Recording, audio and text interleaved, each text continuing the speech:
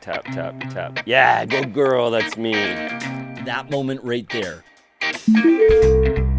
You mark and feed that moment, your dog's gonna be off leash in no time. Frankie, come. Yeah. Listen, e-collar conditioning is not difficult. There's just a few things you need to know to be able to do it properly. So let's get into it.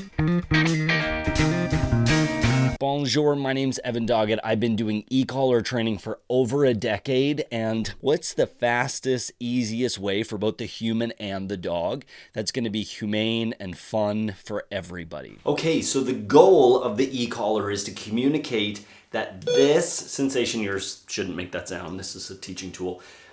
This sensation is pressure coming from me leading to food. So all we're going to do is tap the button at a very low level, the black momentary button, most likely exclusively that, but if not, we'll hit the red button after multiple times trying the black button. So we're gonna be at, like, for example, 3. Don't do this yet, just watch the rest of the video. 3, and we're watching the dog, looking to see, do they give us a reaction? Now the reaction should be super subtle, and at the end of this video, you're gonna see a bunch of examples of it. So it's like 3, I don't think so. 3, 3, 3, nothing. Go up a little bit or tap the red button, because the red button goes brrp. It's like a triplet, or hold and let go. But that can be much more overwhelming because it's brrr, it's squeezing the muscle, okay? So 3, nothing, 3, 3, 3, nothing, up a little bit. And what's a little bit? 2 numbers. It's better to go too slow than to turn it up by 10, for example. You would never do that. So 2 to 3 numbers. Some dogs, like if it's a big, older mastiff, I might say move up by 5, because I know from experience the dog's probably not going to respond at all until about 50. Now, why is that? If you have an older dog, it's muscle tension, okay? So the most common problem is it's not on tight enough. Like, nobody ever seems to put the collar on tight enough. It should be really quite snug. Like, if I had the contacts, they wouldn't just be barely sitting there, they would be in. So that's the most common problem.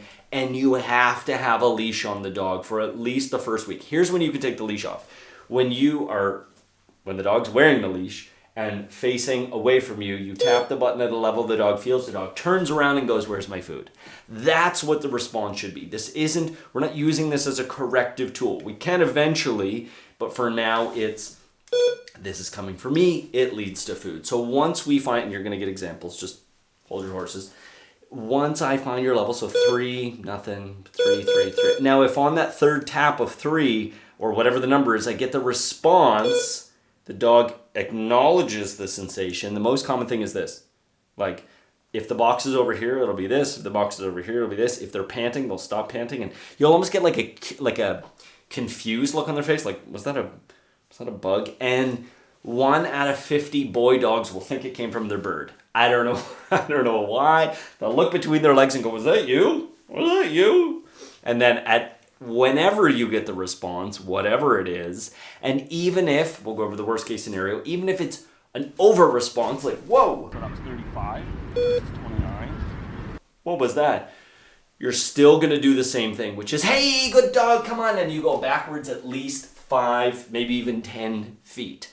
Because what we're doing in conditioning the dog is, this is me, come to me, get food. Come to me, get food. Come to me, get food. But every time we're gonna go backwards with it, okay? So once we find the level, then we start speaking to the dog. So let's say 3, nothing, 3, 3, 3, nothing, red, nothing. 5, nothing, 5, 5, 5, nothing, 8, nothing. We're going up 13 on the second click of 13. I even if I think I see that the dog responds to it, and you'll get examples, is, "Hey, good dog," backwards food. So you already have the food pouch, you already have the leash, this is in your right hand, the leash is around your right wrist of the same hand, and you've got your food on the left. Okay, here's what it looks like. 13, okay? Black, so I'm on the black button, tap, tap, tap, tap, up, tap, tap, tap. Yeah, good girl, that's me. Up, Tap, tap, tap. Yeah, good girl, that's me. I'm saying tap for the owner's sake. I don't typically use a beeper box during lessons because I find it distracts the dog. And so I'm tapping the button, and then as soon as I think she feels it, mark and reward that behavior. I actually miss the first time she felt the sensation, and that's totally okay. It's clear she feels it. As soon as it's clear to me, I'm saying good girl, going backwards, giving her food. Me. And nothing, and tap the button a couple more times. And we go, was that a coincidence? Okay, so we stop for a second and then tap, tap, tap, tap, tap, tap, tap, tap. You can even see the little, but it's just, because it's a tens, it's pulsing. So you just go, Milo, come, click, go backwards. Milo, come. Good boy. It's great. So as soon as your dog feels that, as soon as you think your dog feels that, you want to do, yeah, good girl, that's me.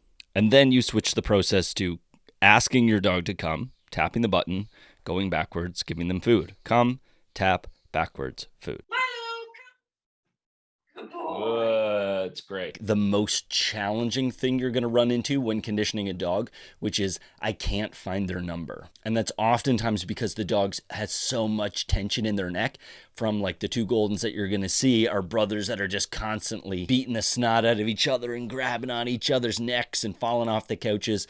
And we actually have to go really high and there's no response until there is. Bigger dogs using the continuous button can be a way to find their level at a lower number, but also just some dogs, typically older dogs, have a lot of muscle tension. Dogs that go to doggy daycare that are playing, being rough with each other. And you'll see there's a little pause here before he actually shows a sign. So he's smelling, and then look how he kind of freezes up. Right there, he actually can feel that, and then it's obvious he feels it. So then the faster you are at saying, hey, that's coming for me, and it leads to food, the faster your dog's going to understand. It's the exact same thing as when you use pressure with the leash, when you pull backwards on the leash. Now, my whole ecollar 101 course is using ecollar technologies. Now, you can do this with just about any ecollar, provided that there's a large variation in numbers, because we're not using this as a corrective tool, as a punitive tool. This is to get their attention just the same way that you would a leash. Now, of course, in the future, you can use it correctively and punitively. It's a very fast, quick, humane way to say, no, that's the wrong thing. But this is conditioning, proper conditioning to say, hey, that's me. It's coming from me. It leads to food. Instead of using a leash, we're using this. Let me know in the comments if there's other ecollar videos you would like to see. Put a link in the description to the ecollar 101 course. All right, know what you're loved. Bye, meow.